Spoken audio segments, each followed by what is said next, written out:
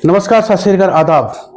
बहुत दिनों बाद वीडियो बनाने आया हूँ। आप लोगों की बहुत फरमाइश थी कि वीडियो कम बन रहे हैं, तो आज से आपको रोज वीडियो मिलेगा। तो पहले स्वागत है आपका हमारे चैनल पर, और इसी तरह देखते रहिए, इसी तरह हमें प्यार देते रहिए। तो जिस तरह से हम आपको रोज कहानी सुनाते हैं, और आज की मैं कहानी आपको सुनाने जा रहा हूँ पंजाब की। पिछले ही दिनों पंजाब में एक चोरी हुई है, बहुत बड़ी चोरी आज तक की पंजाब में ऐसी हुई है, तो उसकी मैं कहानी बताने जा रहा हूँ आपको। तो शुरुआत करते हैं इस कहानी की। एक लड़की होती है, लुधियाना के पास में रहती है।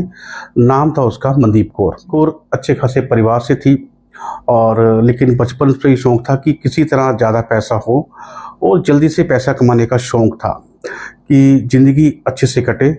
उसकी एक विचारधारा ऐसी थी कि पैसा होगा तो सब कुछ होगा। तो पैसा कमाने की चाह थी, उसी के लालच में ये लड़की फंसी, और इसके कारण 9 लोग और फंस गए, और वो जुर्म की दुनिया में आ गए। आमतौर में पुलिस को क्या होता है कि जब पुलिस किसी अपराधी को ढूंढती है, तो उसके जो पुराने क्राइम रिकॉर्ड है या कुछ पुराने उसके केस हैं, उसको वो हिस्ट्री बनाकर उनको ढूंढती है। लेकिन इस केस में इसके ऊपर कोई ऐसा केस नहीं था, और ना ही कोई ऐसा कोई जुर्म किया था इन्होंने। तो पूरे 10 अपराधी थे, और 10 लोगों ने लुधियाना की सबसे बड़ी, जिसको बोलते हैं चोरी, करी थी, और जिसको एक लूट बोलते हैं। सबसे बड़ी लूट आज तक पंजाब में नहीं हुई, लेकिन ये एक लूट हो चुकी थी। तो नाम है लड़की का मनदीप कौर। वैसे लोग इनको मोनू के नाम से बोलते हैं। पंजाब में बहुत सारे गांव हैं जब आपको लोग शॉर्ट नाम से ज़्यादा बुलाते हैं। तो मोनू नाम था इसका, लड़की का। लुधियाना के पास में गांव में रहती थी। बचपन से शौक था कि पैसा ज़्यादा हो। तो इसी दौरान एक लड़के से इसका अफेयर हो जाता है। तो उस लड़के से इसकी कुछ लड़ाई झगड़ा होता है, जिस प्रकार से प्यार में होता है। तो ये लड़के के खिलाफ एक आपराधिक मामला दर्ज कराती हैं, यौन शोषण का। तो इसी तरह वो लड़का जेल में चला जाता है, और ये उसके अगेंस्ट केस लड़ना शुरू कर देती है। अब होता यूं है कि जब केस होता है तो ये कोर्ट में आना जाना शुरू कर देती है। अब दिमाग शुरू से ही तेज था, लेकिन सही दिशा में अगर दिमाग लगाया होता तो आज कुछ और होती। तो कोर्ट में आते जाते आसपास के लोग मिलना शुरू हो गए, वहां पर हर अपराधी मिलना शुरू हो गया, और वकीलों के साथ अच्छी जान पहचान हो गई। तो इस लड़की ने क्या सोचा कि मैं कोर्ट में क्यों ना बैठा करूं। तो कोर्ट में बैठना शुरू कर दिया इसने। कुछ वकीलों से जान पहचान होगी, छोटे मोटे काम करने शुरू कर दिए, और कानून की एक जानकारी अच्छी ले ली इस लड़की ने। इसको मालूम चल गया था कि देश के कानून कैसे काम करते हैं, देश की जो कोर्ट हैं, अदालतें कैसे काम करती हैं। वहाँ पर वकीलों से मुलाकात होती, हर अधिकारी से बात होती, छोटे मोटे हर चाय वाले कंटीन वाले से बातचीत होती। तो अब आसपास के जो लोग थे, जो इसके घर वाले थे, वो भी पूछते थे कि लड़की कोर्ट में क्या करती है। आसपास के लोगों ने पूछना शुरू किया। धीरे धीरे ये अपने आप को वकील बोलना शुरू कर दी। तो लोगों को लगा कि ये आसपास के पड़ोसों को ये लड़की वकील ही है। अब इसी के दौरान जो आसपास के लोग इसको वकील समझना शुरू कर दिए। अब रोज में कोर्ट में जाती थी, लुधियाना कोर्ट में, मनु नाम था। इसी दौरान एक एटीएम होता है कोर्ट परिसर में, आमतौर पे लगा होता है हर सरकारी विभाग में या पब्लिक प्लेस में एक एटीएम लगे होते हैं। तो वहां पर एक एटीएम लगा था। तो ये लड़की रोज उस एटीएम को देखती थी, और देखती थी कि पैसा कैसे आता है उस एटीएम में और किस प्रकार से डालते हैं। सीएमएस एक कंपनी है जो सभी एटीएम में पैसा डालती है, और वहीं पर एक उनके एम्प्लॉई होते हैं सीएमएस के, जिसका नाम होता है मनजिंदर सिंह उर्फ मनी। इसका भी शॉर्ट नेम है मनी करके, वैसे इसका नाम मनजिंदर है। लड़की की इसके साथ दोस्ती होती है, धीरे धीरे बातचीत बढ़ती है, और एक अच्छी खासी दोस्ती हो जाती है। मनजिंदर और मनी एक ही व्यक्ति हैं, और मोना दोस्त बन जाते हैं। अब धीरे धीरे मोना इससे बात करना शुरू करती है कि एटीएम में पैसा कैसे आता है, कहाँ से आता है। और इसी दौरान मनी का एक दोस्त जसविंदर इस लड़की के कांटेक्ट में आता है। दोनों में दूरियां कम होती हैं, प्यार हो जाता है। जसविंदर के साथ लड़की की शादी हो जाती है। अब मनी का दोस्त जसविंदर का पति जसविंदर की पत्नी मोना। अब ट्रायंगुलर बन जाता है तीनों दोस्तों का। तो एक बार शादी के बाद मनी जो होती है, मोना जो होती है, मनी से पूछती है कि मुझे कुछ और बताओ ये बैंक के बारे में, तो कैसे है कैसे नहीं है। तो मनी उससे पूछता है कहीं तुमको ये लूटना तो नहीं है, तुम इतनी जानकारी ले रही हो। तो बोलती है मुमकिन हो सकता है, लेकिन मनी ने उसको मजाक में टाल दिया। कुछ दिन बाद फिर वो इस तरह से उससे बात करती है, मनी से मोना, और एक बताती है अपना पूरा प्लान। पहले तो मनी थोड़ा मना करता है, लेकिन लालच बहुत बड़ी चीज है, तो मनी उसको बोल देता है चलो हम शुरू करते हैं। इसी के साथ एक टीम बननी शुरू हो जाती है।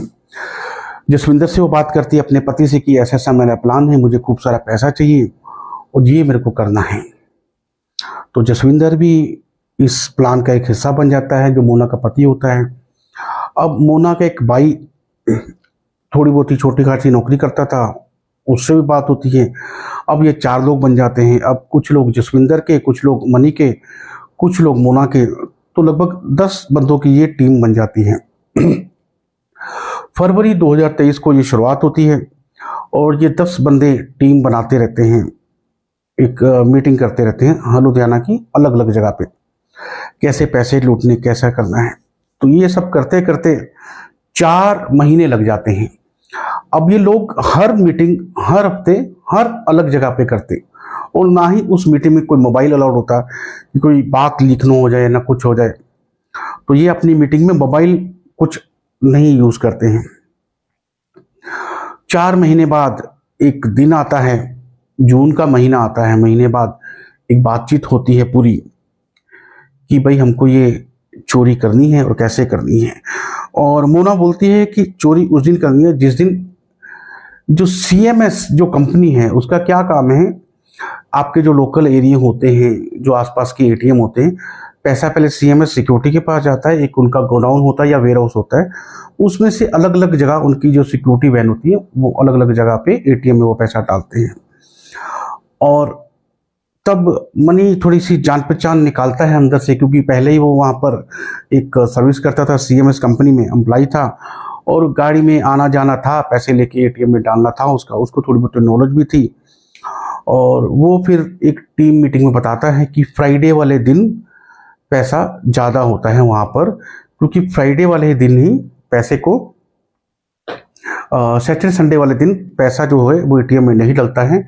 और आमतौर पे जो पैसा होता है तो सैटरडे और संडे को नहीं डलता है, लेकिन फ्राइडे को हम लोग ज़्यादा पैसा डालते हैं एटीएम के मशीनों में। तो इसी तरह से एक प्लान बन जाता है कि फ्राइडे को ज़्यादा पैसा होगा। इसका अर्थ है कि थर्सडे को उस गोडाउन में, उस वेयर हाउस में ज़्यादा पैसा होगा। तो प्लान आ जाता है, तारीख आ जाती है जून की 9 तारीख, और उसी तारीख को 9 या 10 तारीख को ये लोग पूरे जाते हैं 10 लोग। अब मनी को सब कुछ मालूम होता है और 10 लोगों की टीम जो बन जाती है उसमें से सिर्फ एक के पास चाकू होता है और किसी के पास कोई हथियार नहीं। मनी को पूरा मालूम होता है कि कितने वॉचमैन होंगे, कितने लोग होंगे। वॉचमैन कम थे वहाँ पर, सिक्योरिटी सीएमएस की थोड़ी सी वहाँ पर चूक थी, सिक्योरिटी सिस्टम इतने अच्छे लगे नहीं थे। पहले ये लोग 2 वॉचमैन को थोड़ा सा बंद करते थे कमरे में, फिर वहाँ उस जगह पे पहुँचते हैं जहाँ पर नोट पड़े होते हैं। तो कुछ लोग वहाँ पर भी होते हैं, ये उन लोगों को भी, क्योंकि 10 लोग थे वो लोग कम थे, उन लोगों को भी ये पकड़ के कमरे में बंद करते हैं और 3 से 4 बैगों में पैसा भर के 1 घंटे के बीच बीच में सीएमएस की वैन को, सीएमएस की वहीं पर वैन उठाते हैं और उसी में ये लोग आगे चले जाते हैं। अब रात को 2 बजे ये लोग गए, 3 बजे तक पूरा काम हो गया, 1 घंटा लगा सारे काम करने को। लेकिन अब पुलिस को बताए कौन? अब वहाँ पर जो लोग थे जिनके ऊपर जिम्मेदारी थी वो लोग तो बंद थे कमरे में। अब उनके फ़ोन भी छीन लिए गए थे, सब कुछ छीन लिया गया था, वो लोग कमरे में बंद थे। सुबह 7 बजे होते तक ये पुलिस को मालूम चलता है कि ऐसी ऐसी एक चोरी हो गई। पुलिस जाती है वहाँ पर हाथ पैर फूल जाते हैं जब कमिश्नर साहब को ही मालूम चलता है कि लुधियाना पुलिस कमिश्नर को कि इतनी बड़ी चोरी हो गई है। कभी इतनी बड़ी चोरी हुई नहीं, कभी इतनी बड़ी लूट हुई नहीं, वो भी CMS कंपनी से, जो सिक्योरिटी के मामले में नंबर 1 कही जाती है। और इसलिए तो पूरे बैंक उन पर भरोसा करते कि ATM में पैसा डालना है। तो वहाँ पर जब कमिश्नर साहब खुद जाते हैं, खुद देखते हैं, और वो बोलते हैं कि यहाँ पर सिक्योरिटी सिस्टम तो है ही नहीं इतना, जितना आमतौर पे सिक्योरिटी सिस्टम चाहिए। सिक्योरिटी डिवाइस तो यहाँ पर है ही नहीं इतने। कैमरे बड़े आराम से बंद कर दिए गए थे, उनको सिक्योरिटी डिवाइस थी नहीं, कोई अलार्म नहीं था वहाँ पर। तो इतनी बड़ी चोरी हो गई तो ये कैसे हो गई? तो आपके पास कोई सिक्योरिटी डिवाइसेस नहीं है। तो वो कमिश्नर साहब थोड़े भड़क जाते हैं। लेकिन अब मामला पुलिस के पास था, उनको ये किसी भी तरह से चोरों को पकड़ना था, नहीं तो बदनामी हो जाती। और भगवंत मान की सरकार है आम आदमी पार्टी की, ऊपर से भी बहुत प्रेशर था। अब धीरे धीरे करते दूसरे दिन पुलिस एक वैन जो होती है वहां पर, तो वो देखती है एक वैन वहां से गायब है। तो पुलिस पहले क्या करती है कि अब कोई डिवाइस नहीं थी वहां पर, कोई कैमरा नहीं था, कुछ नहीं था, कोई अलार्म नहीं था। तो पुलिस क्या करती है कि उस एरिया में, उस लोकेशन में जितने भी कॉल हुए हैं रात को, उस समय के दौरान वो कॉल ट्रैक करती है, उनको सर्विलांस पे लाती है। लेकिन ये जो लोग थे बहुत शातिर थे, ये अपनी मीटिंग में भी फ़ोन नहीं लेके जाते थे। तो वहाँ पर कोई ऐसा नंबर नहीं मिलता है, कोई सस्पेक्टेड नंबर नहीं मिलता है कि जिससे मालूम चले कि ये लोग वहाँ पर आए हैं या कुछ आए हैं या चोरी हुई या इनका कोई निशान है वहाँ पर। तो यहाँ पर तो पुलिस को कुछ मिलता नहीं है। लेकिन लुधियाना से कुछ ही दूर बाद सुबह 11 से 12 बजे CMS की वैन पुलिस को मिलती है। पुलिस वहाँ पर भी सेम ट्रिक अपनाती है और वहाँ पर देखती है कि कुछ फ़ोन कॉल हुए हैं यहाँ पर के नहीं हुए हैं। और उस जगह के पुलिस को एक कामयाबी मिलती है, एक नया नंबर मिलता है। और पुलिस उसी नए नंबर को ट्रैक करते करते एक आदमी के घर पे पहुँच जाती है। जब उस आदमी के घर पे पहुँचती हैं तो उस आदमी से पहले पूछताछ करती है नॉर्मल तरीके से, लेकिन वो कुछ बताता नहीं। फिर पुलिस अपने तरीके से कुछ पूछताछ करती है उसको कड़क रवैये से, तो वो आदमी थोड़ा सा कुछ बताता है और कुछ पैसों की रिकवरी होती है। लेकिन जितनी की रिकवरी हुई वो बहुत कम थी, लगभग 1 करोड़ रुपये की रिकवरी होती है उस आदमी के पास। और पुलिस देखती है, उससे पूछती है कि बाकी लोग कहाँ हैं।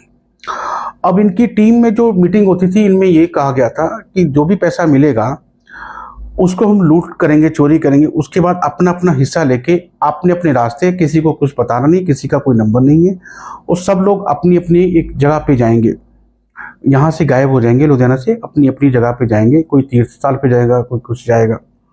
तो इतना मालूम था कि इनको तीर्थ स्थल पे किसी को जाना है, हर आदमी को, लेकिन ये नहीं मालूम था कौन से तीर्थ स्थल पे किसको जाना है। तो ये व्यक्ति भी निकलने वाला था, लेकिन उससे पहले पुलिस इसको दबोच लेती है। इसको दबोचती हैं तो बाकियों का नाम लेती है, तो ये मालूम नहीं चलता क्योंकि इतनी जानकारी इस व्यक्ति के पास थी नहीं। तो इसने जो जानकारी थी पुलिस को दी, लेकिन एक इसने जो जानकारी दी पुलिस को कि एक व्यक्ति है मनी करके, जो CMS कंपनी में जॉब करता है, वो बीच में था। इसी दौरान पुलिस की दूसरी टीम भी साथ में रहती है। वो सोशल नेटवर्किंग को आम पर देखती रहती है कि ऐसी कोई घटना तो नहीं कि एकाएक कोई आदमी कुछ अजीब सी हरकतें ना करे, कोई रील ना बनाई। तो एक व्यक्ति होता है अनजान सा, वो 500 के नोटों के साथ रील बनाना शुरू करता है और पुलिस की नज़र उस पर पड़ती है। पुलिस ट्रैकिंग सिस्टम लगाती है और उसको भी गिरफ्तार करती है। वो जिसको गिरफ्तार करती है बाद में मालूम चलता है ये व्यक्ति उसी शातिर लड़की जो मोना है उसका भाई है। अब इससे भी बातचीत होती है, पुलिस इससे कुछ रिकवरी करती है और फिर धीरे धीरे पुलिस मोना के घर तक पहुंचती है। मोना के परिवार में जाती हैं, उसका पति और ये दोनों नहीं मिलते अपने घर पे, तो मोना की माँ के घर पे जाती हैं। वहाँ पर एक छानबीन करती हैं तो घर के बाहर एक स्कूटी देखते हैं, तो सिक्योरिटी में देखते हैं पुलिस, तो जो उसकी डिक्की में खूब सारा पैसा पड़ा होता है। अब मोना ने भी पैसा छुपाया था कहीं ना कहीं। तो कुछ लोग फिर ऐसे धीरे धीरे और गिरफ्तार होते हैं। तो इसी प्रकार से किसी ने पैसा सीवरेज में छुपाया हुआ है, किसी ने नालियों में छुपाया हुआ है, किसी ने कुछ छुपाया हुआ है। तो पुलिस बोलती है कि CMS कंपनी को आप एक अपने जितने भी एम्प्लॉई उनकी एक मीटिंग लो। तो उस मीटिंग के दौरान देखते हैं कौन आता है कौन नहीं आता। तो पुलिस एक मीटिंग और सीएमएस एक मीटिंग करवाती है अपने एम्प्लॉय की। उसी मीटिंग में जो मनजिंदर सिंह उर्फ मनी वो वहां से गैर हाजिर रहता है। पुलिस का अब जो शक था वो मनी की ओर बढ़ गया था, तो मनी को ढूंढती हैं। तो मनी किसी तरह से पकड़ा जाता है और उसके घर पे जाते हैं। तो घर के ऊपर जो टंकी है, पानी की टंकी, उसमें उसने कुछ नोट पॉलिथीन में बैग में पूरे से बांध के, अच्छे से बांध के, कुछ उसमें डाले थे, कुछ टॉयलेट फ्लशर में डाले थे, कुछ सीवरेज में डाले थे। बेचारे पुलिस वाले, कुछ बेचारे सीवरेज में जा रहे हैं, कोई पानी की टंकी में जा रहा है। किसी तरह से कुछ रिकवरी करते हैं पुलिस वहां से भी। अब सब तो पकड़े गए, 10 में से 6 लोग तो पकड़े गए। 2 जसविंदर और एक मोना जो हस्बैंड वाइफ है, जो मेन इस कड़ी के सूत्र थे, वो फरार थे अभी तक। तो पुलिस क्या करती है, मोना की जो माँ होती है उसके घर पे सर्वेलेंस लगाते हैं, फोन सर्वेलेंस, कि किसी प्रकार से कोई फोन आएगा तो हम इसको सर्वेलेंस करेंगे, इसको ट्रैक करेंगे। तो अब बैठ जाती है आराम से। 2 दिन हो गए थे इस घटना को। अब 2 दिन के बाद पुलिस को 6 लोग गिरफ्तार हो चुके थे, लेकिन जो मेन अपराधी थे, जो मेन षड्यंत्र करता थे, उनको पुलिस ने ढूंढना था, किसी भी तरह से उनको पकड़ना था। प्रेशर ऊपर से बहुत था। तो मोना की माँ के घर पे मोना का फोन आता है 2 दिन बाद कि माँ हम सब ठीक है, हेमकूट साहब में हम लोग माथा टेकने आए हैं। तो पुलिस, वो फोन ट्रैक पे होता है, इधर से पुलिस भी सुनती होती है। एक पुलिस को एक ट्रैक मिल जाता है। तो पुलिस क्या करती है, उत्तराखंड पुलिस को इन्फॉर्म करती है और एक टीम उत्तराखंड की तरफ भेजती है। अब तमाम जो लोग थे वहां पर, उन्होंने कहा कि इतना पैसा है, आमतौर पे हेमकूट साहब जब जाएं या केदारनाथ बद्रीनाथ जाएं तो चॉपर के द्वारा जाया जाता है। तो पुलिस ने सोचा ये चॉपर के द्वारा ही जाएंगे, क्योंकि इनके पास खूब सारा पैसा है, वो भी अपनी कमाई का तो है नहीं, ये पैसा तो लुटाएंगे। तो चॉपर में एक छानबीन करी जाती है, जहाँ पर हेलीकॉप्टर किराए पे लोग जाते हैं, टिकट लेते हैं। वहाँ पर लोग आमतौर पे अपना नाम वगैरह लिखाते हैं, लेकिन देखते हैं कि इस नाम से तो कोई है ही नहीं वहाँ पर। तो फिर पुलिस क्या करती है कि इनको ढूंढती है किसी और जगह पे, ये नहीं मिलते। फिर उत्तराखंड की पुलिस के साथ मिलकर एक ऑपरेशन चलाया जाता है कि जितने आसपास के होटल हैं वहाँ पर देखा जाए। वहाँ पर एक होटल में एक थोड़ा सा क्लू मिलता है कि हाँ ऐसे हैं लोग, इस शक्ल के लोग हैं 2, वो सुबह ही निकले हैं हेमकूट साहब के लिए बाई रोड यहाँ से निकले हेमकूट साहब के दर्शन के लिए। अब पुलिस के पास पूरी तरह से कड़ी हाथ में आ जाती है कि ये लोग हेमकूट साहब के लिए निकले हुए हैं। अब पुलिस हेमकूट साहब के पास एक पूरी तरह से एक जमावड़ा लगाती है, लेकिन एक धार्मिक जगह है, वहाँ पर इतना रश होता है कि आदमी को पहचान ना पाए। और होटल वालों ने बताया था कि इन लोगों ने मास्क लगाए हुए थे और एक बड़ा सा रेनकोट डाला हुआ था दोनों ने, और मास्क के साथ मुंह ढका हुआ था। अब आमतौर पे कई जगह पे, धार्मिक जगह पे आज की तारीख में भी मास्क लगाना जरूरी है, तो अब इनको पहचाना कैसे जाए। और इतनी रश हो वहाँ पर, इतने लाखों लोग आते हैं, हजारों लोग आते हैं दर्शन के लिए रोज। तो पुलिस, एक इंस्पेक्टर थे वहाँ पर, तो उन्होंने एक स्कीम लगा कि क्यों ना हम यहाँ पर लंगर लगा दिया जाए, प्रसाद का लंगर या कुछ। तो उन्होंने बोला कि अगर लंगर लगाएंगे तो ये मास्क तो खोलेंगे नहीं, प्रसाद लिया लेके चले गए तो कैसे पहचानेंगे। तो एक इंस्पेक्टर ने एक स्कीम लगाई कि ठीक है हम फ्रूटी का लंगर लगाते हैं। फ्रूटी का लंगर लगाएंगे भी वहाँ पर, हेमकूट साहब के बिल्कुल गुरुद्वारे के गेट के पास में ही हम लोग फ्रूटी का लंगर लगाते हैं। अब जो भी आदमी आएगा फ्रूटी पीने के लिए, मुंह तो खोलेगा, मास्क तो खोलेगा ही। तो इस तरह से वहाँ पर पुलिस एक फ्रूटी का लंगर लगाती है, और इसी पुलिस की चाल में ये दोनों मियाँ बीबी फंस जाते हैं। आते हैं वहाँ पर, फ्रूटी पीने की कोशिश करते हैं, लेते फ्रूटी और मास्क उतारकर पीने की कोशिश करते हैं। और पुलिस को मालूम चल जाता है कि यही अपराधी हैं जिनको हम ढूंढ रहे हैं, क्योंकि हर पुलिस वाले के पास उनकी फ़ोटो थी, और जिनको ढूंढने आए थे पुलिस वालों की नज़र तो वैसे ही आपको मालूम है चोर से ज़्यादा शातिर होती है। पुलिस वालों को मालूम होता है कौन सा व्यक्ति कैसा है, कौन सा नहीं है। तो अब ये लोग पहचाने गए थे, लेकिन यहाँ पर जब फ़ोन किया कमिश्नर साहब को कि ये लोग पहचाने गए, अब क्या करें, इनको गिरफ्तार कर लें, तो उन्होंने कहा गिरफ्तार तो हो ही जाएंगे, ये लोग जो करने आए हैं इनको करने दीजिए। यहाँ तक आए हैं वाहिगुरु तक, उनके गेट तक आए तो उनको वाहिगुरु के दर्शन करने दीजिए, क्योंकि बाद में तो इनको पाप किए हैं, उनकी सज़ा तो मिलनी ही है। तो पुलिस ने यहाँ पर इंसानियत दिखाई। वो लोग गुरुद्वारा के अंदर जाते हैं, हेमकुंड साहब के, उनको मालूम नहीं होता कि हमारे पीछे भी सिविल वर्दी में एक पुलिस है।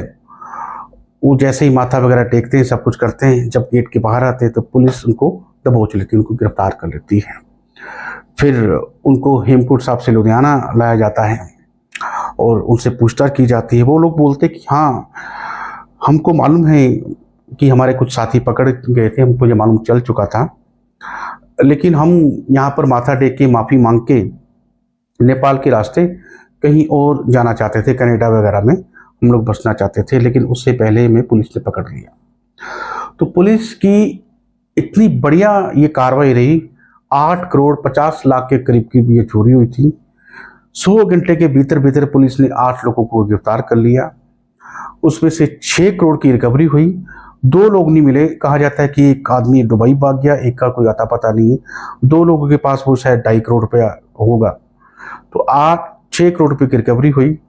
और ये जो लड़की थी मोना, कहते हैं इसको डाकू पंजाब भी कहा जाता है, लेडी डाकू भी कहा जाता है पंजाब में। इसकी ये दूसरी शादी थी। जब पूछताछ में मालूम चला, पहले पति के साथ भी कुछ इसने ऐसा किया था, वो जसविंदर को नहीं मालूम था, लेकिन जसविंदर भी लालच में आके इसके साथ फंसा और एक जुर्म किया और वो आज इसकी सजा भुगत रहे हैं। इसके बाद जो कमिश्नर थे, लुधियाना कमिश्नर, वो CMS कंपनी से बहुत नाराज थे। तो उन्होंने 3 रिकमेंडेशन करी। पहली कि जो CMS कंपनी है उसका जो लाइसेंस है वो रद्द किया जाए, क्योंकि जिस प्रकार की सिक्योरिटी डिवाइस इनके पास होनी चाहिए वो नहीं थी। और पुलिस बेचारी इनकी 4-5 दिन इनकी नौकरी करती रही, इनके कारण ये चोरी हुई, इनके एम्प्लॉय के कारण वो चोरी हुई। पुलिस बेचारे कभी सीवरेज में जा रहे हैं, कभी कुछ जा रहे हैं, कभी कहाँ जा रहे हैं, पैसा रिकवरी करने के लिए। जहाँ पर पुलिस को 4-5 दिन आम जनता के लिए काम करना था, वहाँ पर पुलिस इस कंपनी की गलती के कारण इनकी सर्विस करती रही। पूरी लुधियाना की टीम इनके पीछे लगी रही। चलो केस तो सोल्व हुआ ही, लेकिन 2 लोग अभी तक गिरफ्तार नहीं हुए। फिर दूसरी जो रिकमेंडेशन थी DGP पंजाब ने करी कि अब जितने भी ATM हैं या जितने भी मशीन हैं, जब भी कोई एम्प्लॉई है, उसकी पुलिस वेरिफिकेशन कराना जरूरी है। और तीसरा, जितने भी लोगों ने पंजाब पुलिस का जो खर्चा हुआ है इस 4-5 दिन में, वो CMS कंपनी को देना पड़ेगा, क्योंकि 1 करोड़ के करीब जो खर्चा हुआ था। तो ये एक रिकमेंडेशन में लिखा और DGP पंजाब ने कि जो खर्चा हुआ ये कंपनी के कारण हुआ है, 1 करोड़ रुपया, वो लगभग 1 करोड़ रुपया वो CMS कंपनी ही देगी। पंजाब पुलिस अपने जो उनके फंड होते हैं वहाँ से खर्च नहीं कर पाएगी, क्योंकि ये बहुत बड़ी रकम है। चौथा, उन्होंने कहा कि जिन जिन पुलिस वालों ने इस टीम के साथ काम किया उनको एक इनामी तौर से 10 लाख रुपया मिलना चाहिए। तो ये 4 रिकमेंडेशन थी जो DGP पंजाब और लुधियाना कमिश्नर ने करी। पुलिस ने इस केस में बहुत बढ़िया काम किया और दिखा दिया कि पुलिस चाहे तो 4 दिन में बड़ी से बड़ी लूट का जो मामला है वो सुलझा सकती है। इस मामले में पंजाब पुलिस को सलूट है। तो ये थी कहानी लेडी डाकू की, जो मैंने आज आपको बताई। तो आगे भी इस प्रकार की स्टोरी देखते रहिए। हमारा चैनल किसी प्रकार का विज्ञापन या